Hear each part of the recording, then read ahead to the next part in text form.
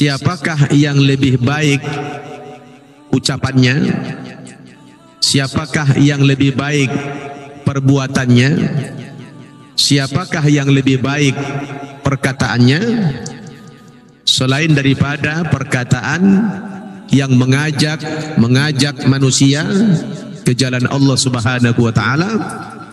Lalu dia mengatakan, wa qala innani minal muslimin, saya ini adalah bagian daripada umat Islam. Jadi kalau kita baca ayat ini Bapak Ibu, tidak ada aktivitas yang lebih mulia daripada aktivitas dakwah ini. Kenapa saya mengatakan dakwah ini pekerjaan yang paling bergengsi? Di dalam surat Al-Ahzab ayat 40 Allah mengatakan, makana Muhammadun aba ahadim min rijalikum walakin Rasulullah wa khataman nabiyyin. Muhammad itu bukanlah bapak salah seorang di antara kamu, tetapi Muhammad itu adalah utusan Allah dan sekaligus penutup para nabi. Jadi sudah distempel itu. Tidak ada lagi nabi sesudah Nabi kita Muhammad sallallahu alaihi wasallam. Tidak kami utus engkau Muhammad terkecuali kepada seluruh umat manusia, kata Allah. Ya, Nabi Muhammad diutus oleh Allah kepada seluruh umat manusia tanpa terkecuali. Bukan hanya kepada masyarakat Arab. Basyira wa nadhira, dengan membawa berita-berita gembira dan peringatan. Walakinna aktsarun nasi la ya'lamun, tapi sayang sebagian besar manusia tidak menyadari. Jadi berdasarkan ayat ini Bapak Ibu,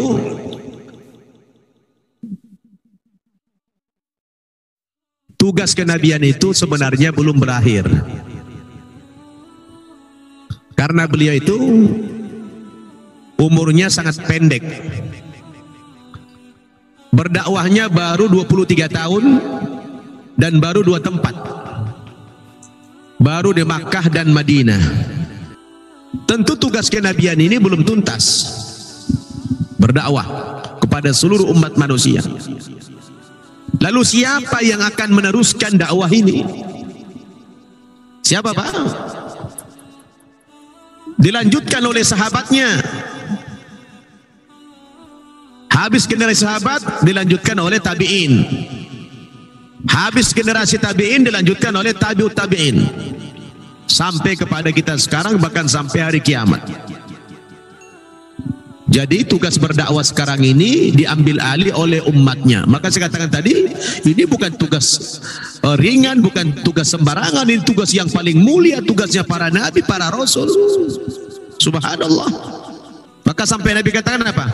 La ayyahdiyakallahu bika rajulan wahida khairun laka minad dunya wa ma fiha.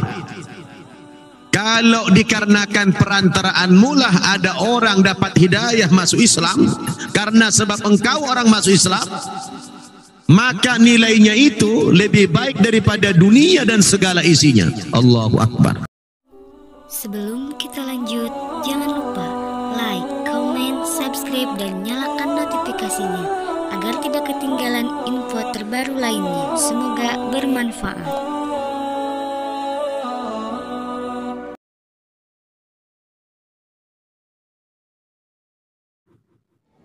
Uhayyikum jami'an bi tahiyatil islamiyah.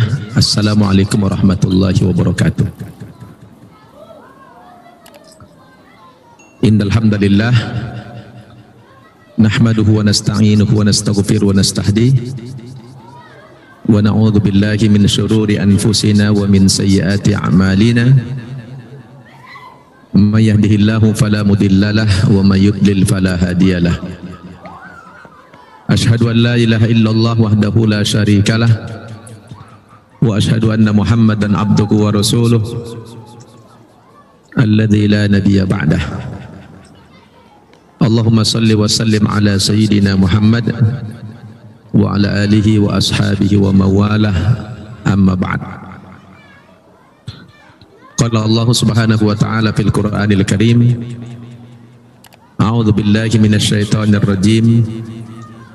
wa ma arsalnaka illa kafatan linnas basyiran wa nadhira walakinna aktsarun nasi la ya'lamun.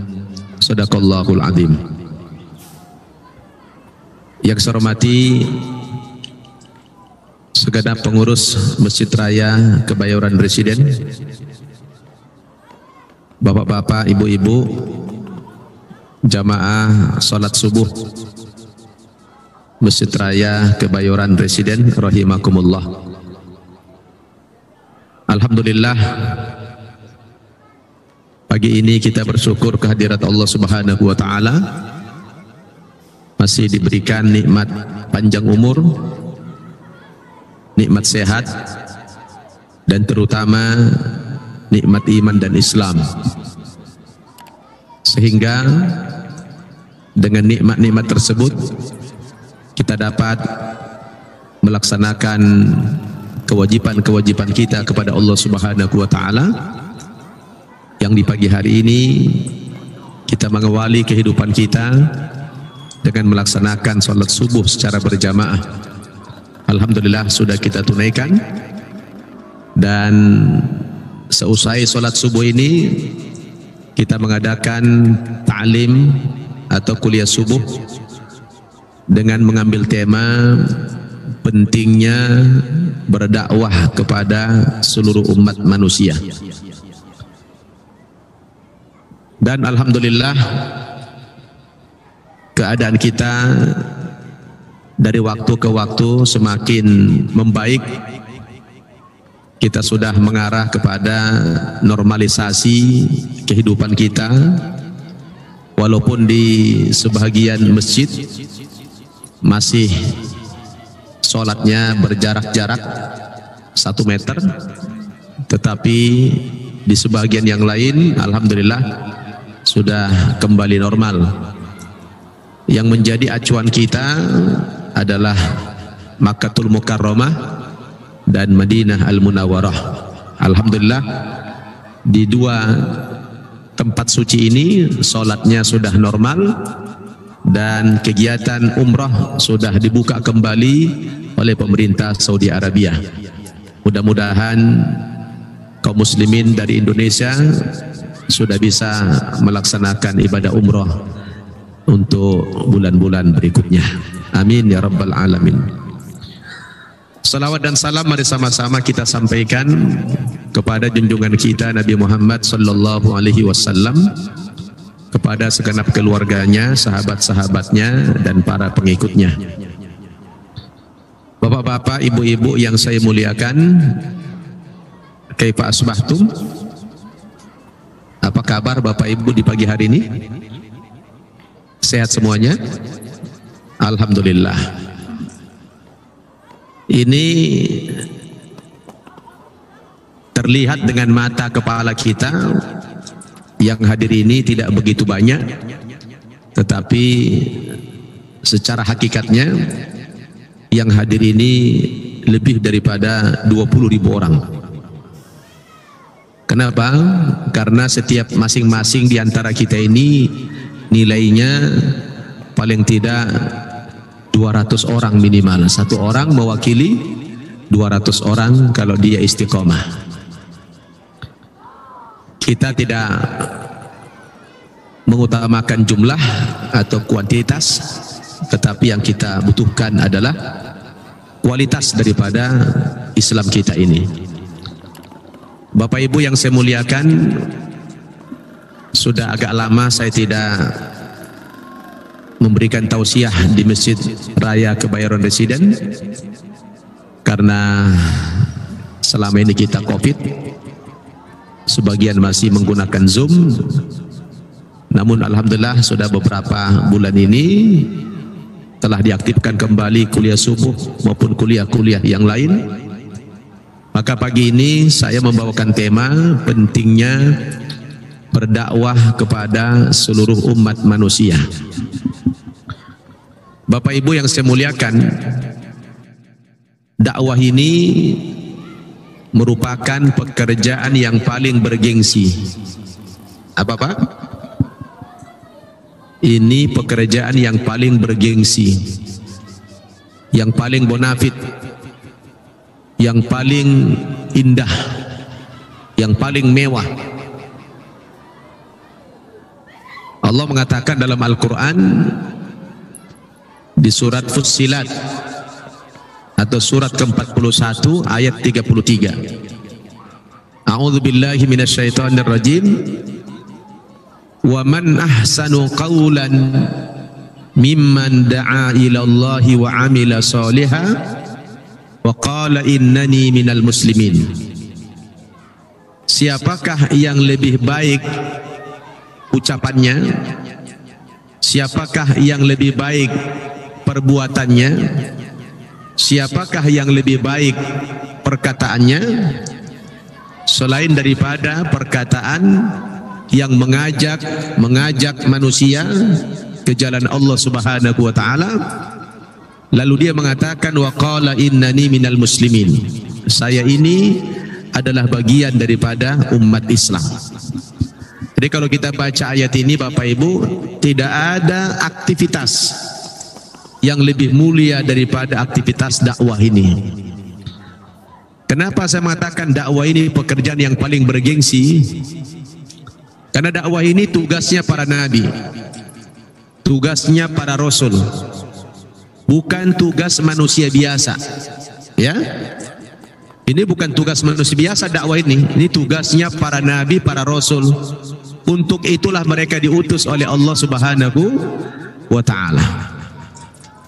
Namun karena Nabi kita Muhammad sallallahu alaihi wasallam adalah nabi yang terakhir dan tidak akan pernah lagi ada nabi sesudah Nabi Muhammad sallallahu alaihi wasallam, maka kalau ada klaim-klaim ya di dunia ini sekarang ada nabi mengaku-ngaku nabi, seperti di kota Bogor itu, di Bogor itu komplit Pak. Di Bogor itu ada nabi dan malaikat. Ya, saya kebetulan sekarang sudah menjadi warga Bogor. Di Bogor itu ada nabi, namanya Ahmad Musaddiq. Ya, siapa? Nabi Ahmad Musaddiq. Bahkan ada yang mengaku Jibril lagi. Ya, mengaku Jibril. Namanya Lia Eden. Di Bogor juga itu sekarang. Jadi di Bogor itu udah komplit Pak. Ada nabi dan malaikat. Masya Allah. Nabi ini kerjanya pelatih bulu tangkis. Ya, ada nabi pelatih bulu tangkis. Luar biasa ini. Dan pengikutnya ada. Ada pengikutnya. Nah, kita sebagai umat Islam sudah distempel. Di dalam surat Al-Ahzab ayat 40 Allah mengatakan makana Muhammadun aba ahadim min rijalikum walakin Rasulullahi wa khataman nabiyyin. Muhammad itu bukanlah bapak salah seorang di antara kamu, tetapi Muhammad itu adalah utusan Allah dan sekaligus penutup para nabi. Jadi sudah distempel itu. Tidak ada lagi nabi sesudah Nabi kita Muhammad sallallahu alaihi wasallam. Nah, karena beliau nabi terakhir, tidak ada nabi sesudah beliau. Sementara tugas kenabian itu ternyata belum tuntas. Coba Bapak Ibu tanya, tugas kenabian berdakwah sudah selesai belum dulu? Sudah selesai belum Pak? Belum selesai, belum tuntas. Karena Nabi Muhammad itu diutus oleh Allah berbeda dengan nabi yang sebelumnya. Kalau nabi-nabi yang terdahulu itu ditugaskan berdakwah hanya kepada kaum tertentu, hanya kepada umat tertentu, kepada bangsa tertentu. Tetapi Nabi kita Muhammad sallallahu alaihi wasallam diutus oleh Allah kepada seluruh umat manusia. Hal ini ditegaskan oleh Allah dalam surat Saba, surat ke-34 ayat 28. Wa ma arsalnaka illa kafatan linnas basyiran wa nadhira walakinna aktsarun nasi la ya'lamun. Tidak kami utus engkau Muhammad terkecuali kepada seluruh umat manusia, kata Allah. Ya, Nabi Muhammad diutus oleh Allah kepada seluruh umat manusia tanpa terkecuali, bukan hanya kepada masyarakat Arab. Basyira wa nadhira, dengan membawa berita-berita gembira dan peringatan. Walakinna aktsarun nasi la ya'lamun, tapi sayang sebagian besar manusia tidak menyadari. Jadi berdasarkan ayat ini Bapak Ibu,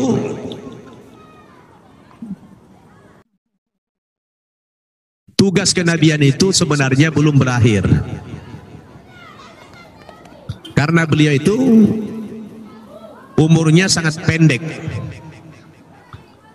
Berdakwahnya baru 23 tahun dan baru 2 tempat. Baru di Makkah dan Madinah.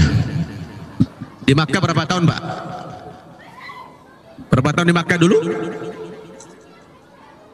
Berapa tahun? 13 tahun.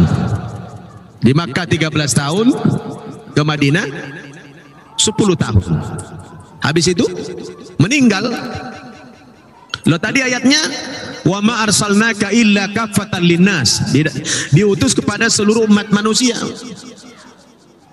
Faktanya Nabi baru berdakwah di 2 tempat, baru Makkah dan Madinah.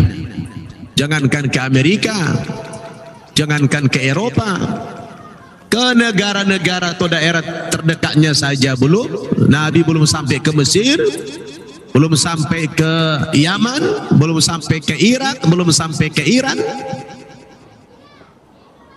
Beliau sudah wafat. Tentu tugas kenabian ini belum tuntas. Berdakwah kepada seluruh umat manusia. Lalu siapa yang akan meneruskan dakwah ini?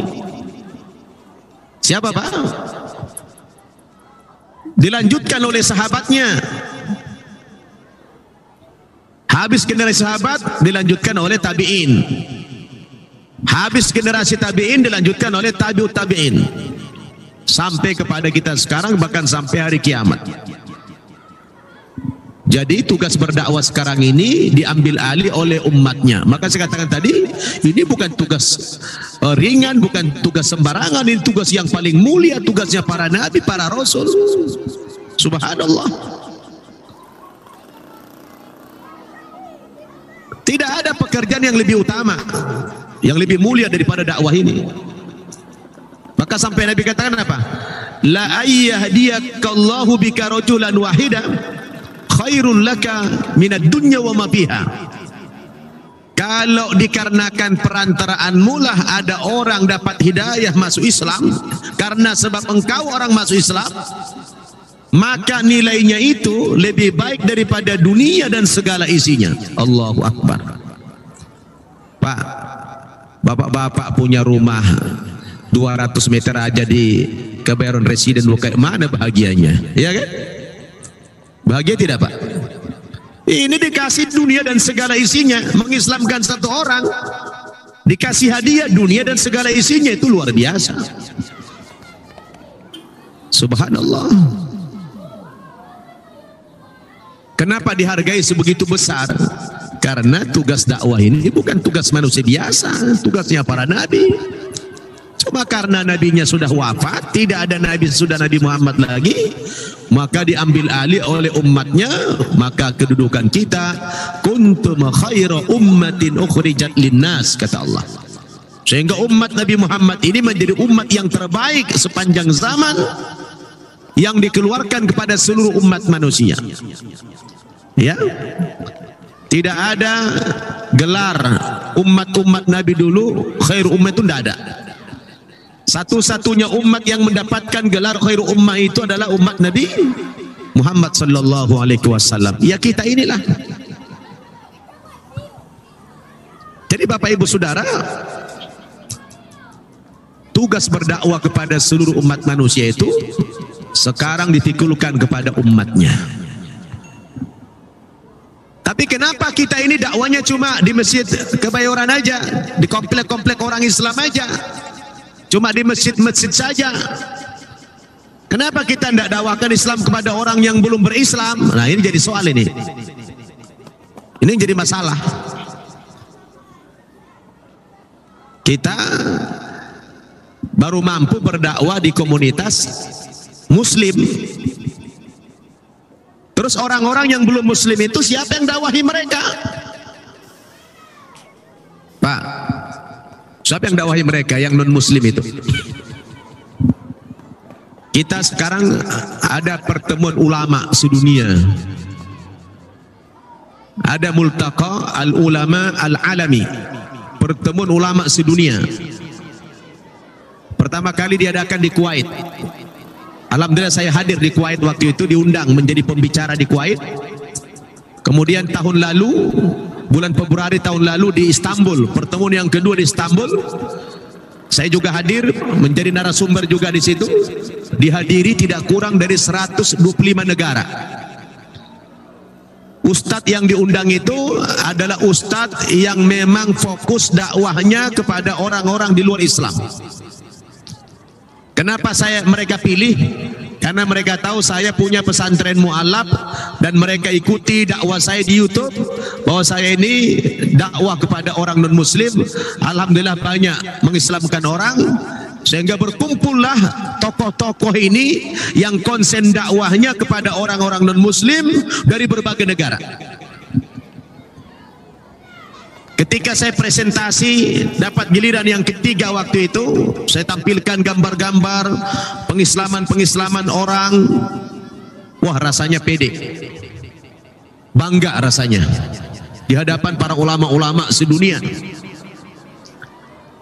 Begitu tokoh-tokoh ulama-ulama dari Brazil, dari Amerika Latin mempresentasikan pengalaman-pengalaman mereka, dokumentasi mereka berdakwah di negara itu. Ada sekali mengislamkan ratusan orang, ada yang langsung ribuan orang.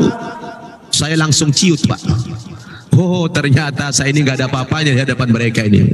Segininya saya di hadapan mereka, kecil. Begitu mereka tayangkan itu foto-foto, video-video pengislaman di Amerika Latin, Allahu Akbar, Subhanallah. Senang saya, Pak. Kemarin ada lagi pertemuan yang ketiga. Saya tidak bisa hadir karena apa? Karena aturan kita kalau pulang dari sana harus karantina 2 minggu. Aduh, lama banget itu. Subhanallah. Sekarang ada perkumpulan ulama yang konsen dakwah kepada orang non muslim. Karena Allah mengatakan dalam surat Al-Isra ayat 15, A'udzu billahi minasyaitonir rajim. Wa ma kunna mu'adzibina hatta nab'atha rasulah. Kami tidak akan mengazab suatu kaum sampai datang kepada kaum itu utusan kami.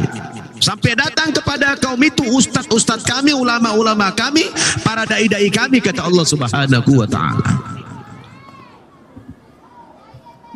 Jadi berdasarkan ayat ini, kalau ada orang non muslim, Pak, sejak dia lahir sampai mati belum pernah sampai dakwah kepada mereka, siapa yang bertanggung jawab? Kaum muslimin, terutama ulama-ulama yang terdekat dari desa itu, dari kampung itu.